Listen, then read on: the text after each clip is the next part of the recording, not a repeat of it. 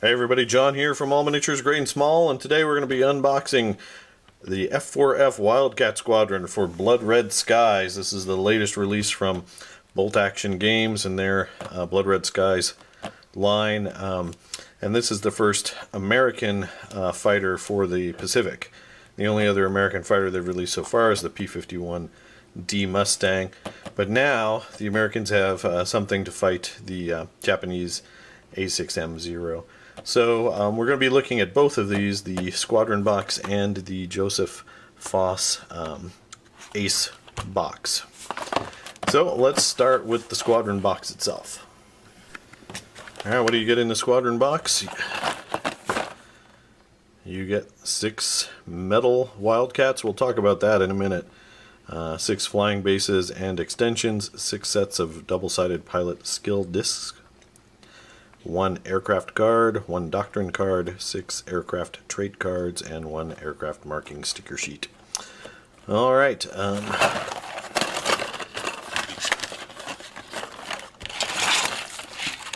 so while I haven't bought all of the releases for Blood Red Skies, I did get the basic set, and we picked up the Zeros and P-51s. Everything so far has been plastic, and we've liked it. There were some issues with the quality on some of the models, particularly in the box set, that the Spitfires and ME-109s were really bendy. And I don't know if this is in response to that, or it's just cheaper to make them out of metal rather than plastic. We'll find out. But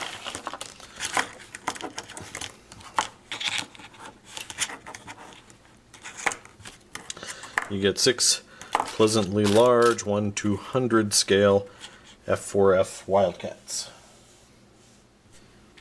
Alright, so these are nice, solid, heavy models. There's a little bending, but since it's metal, they're not going to be very hard to correct. There's a little flashing, but again, nothing too bad. Now, kind of being a naval aviation junkie, looking at this model, they didn't put a model number on the box. They just said F4F Wildcat, but this looks like an F4F-3 Wildcat, and not a later generation like F4F4 or FM2, primarily because it doesn't have the folding wings. It doesn't have the line for where the wings would fold up. So that tells us it's an earlier model F4F. Now in the game, who knows, they probably just treat these generically as Wildcats. Whereas the F4F3 had 4 50 cals and the later ones had 6 50 cal machine guns. But that's enough of my history lesson for you. That is 6 of metal Wildcats. Alright, so here's the issue and the resolution that the Blood Red Skies folks came up with. Is the plastic models all come on this flight stand, which can tip forward or backwards, depending on whether the aircraft is advantaged or disadvantaged. That works fine when the airplane is plastic, but obviously it's not going to work when it's a metal plane. So they've added these really large bases to the game. So basically you slot in your plane there, and now let's see if it works. You have your plane. Now the problem is all the other planes, all the plastic planes, are flying around on smaller bases, while the Wildcat now has a huge footprint on the table. They can't get as close to each other or their enemy without overlapping. Now I'm sure they tell you to ignore this bigger base during the game, but just from a logistical standpoint, that's going to be a little annoying. But that's the price to pay. If that's the only way I could get Wildcats into the game, is play on these big bases, then I'm prepared to pay for that. So that's pretty cool, though. It's kind of an ingenious solution to the problem. I'm wondering, though, since this is indented here, if you could find a big enough heavy washer that it could get by without having to use that. I'll look into that and let you guys know, but I mean, this is a solid chunk of metal. These are heavy planes. Alright, so there you go for the planes. Let's take a look at the cards next. We can see that this has been packed by Mirella S. Very nice. We have the stickers. I don't know why they bother with the stickers. I do know they sell generic American decals. Obviously, I don't think they really apply, particularly not if you're doing early war F4F 3s with the circle and the bar. So you might need to look around and see if you can find decals that better fit for that. All right, and then here is the card. You have 2 firepower, 1 maneuver, speed 6, and the trait is robust. And to give you a comparison with that, the Zero has a 2 attack, 3 defense or evade, and a speed of 7. So, and then they have tight turn and vulnerable.